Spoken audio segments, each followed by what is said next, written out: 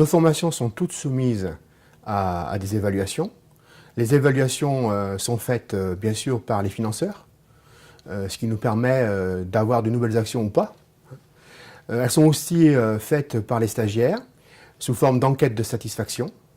Ces enquêtes de satisfaction sont en ligne.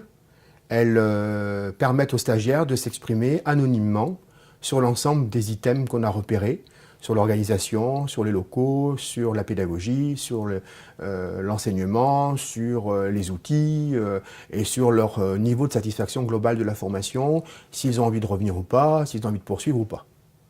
Donc cette enquête en ligne permet d'avoir un retour immédiat sur l'ensemble du groupe et de pouvoir mettre en place des mesures d'amélioration locale quand il s'agit d'un problème local, par exemple un problème de chauffage. Hein, voilà, on ne va pas réunir une revue de direction du GRETA pour régler un problème de chauffage à Cézanne, par exemple. Hein. Ça peut se régler directement par Cézanne. Après, certaines demandes peuvent faire l'objet d'un traitement au niveau du GRETA, notamment par exemple les problèmes d'investissement, de matériel, d'équipement, etc. Donc tout ça est agrégé. Toutes les remarques des stagiaires sont quantifiées. Et nous, notre objectif, c'est d'avoir au moins 80% de satisfaction globalement. Dans la mesure où on n'obtient pas 80% de satisfaction sur un item, il fait l'objet d'une mesure corrective. Hein, tout est évalué lorsqu'on se réunit 2 fois par an en revue de direction. Et pendant ces revues de direction, donc on étudie les enquêtes de satisfaction, mais pas uniquement. On a 18 critères que nous évaluons sur les enquêtes de satisfaction, le taux d'insertion professionnelle, le taux de certification, les réclamations clients s'il y en a, etc., etc.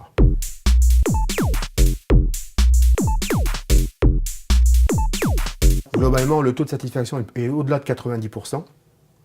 Après, parfois, sur certains lieux, donc on a des problèmes de chauffage, donc ils sont réglés localement. Et il y a eu, par exemple, des problèmes liés au matériel, ce qui a généré une décision du GRETA d'investir chaque année systématiquement le renouvellement de au plus 60 ordinateurs de son parc, ce qui est énorme. Avec un suivi très précis du parc informatique, par exemple, parce que les problèmes principaux, c'est l'informatique, puisque pour le reste, on est principalement hébergé dans les lycées. Donc on bénéficie de plateaux techniques qui sont mis en conformité par les agents, mais également par le conseil régional. Donc on n'a pas de souci à ce niveau-là. L'ensemble de nos stagiaires est satisfait, de la formation en général, des équipes pédagogiques, de la pédagogie. On n'a pas de gros dysfonctionnements.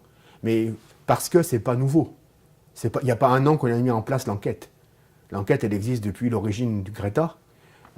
Et depuis un an, elle est uniquement digitale. Donc c'est le seul changement.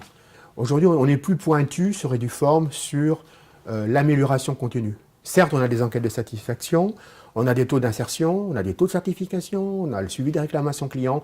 La question aujourd'hui avec Eduform, c'est qu'est-ce qu'on en fait? Comment ça sert à l'amélioration continue? C'est là-dessus qu'on va beaucoup plus loin. Ça existait déjà avant, hein, mais aujourd'hui, c'est très pointu. Le non-respect de l'amélioration continue, ça vaut une non-conformité immédiate. Donc le GRETA, s'il veut maintenir son label et continuer à travailler avec ses clients et avoir des stagiaires, il n'a pas d'autre choix, et c'est tant mieux, que de les satisfaire et de s'assurer que les remarques qui remontent, lorsqu'elles sont justifiées, bien évidemment, hein, soient traitées et qu'elles disparaissent au fil du temps.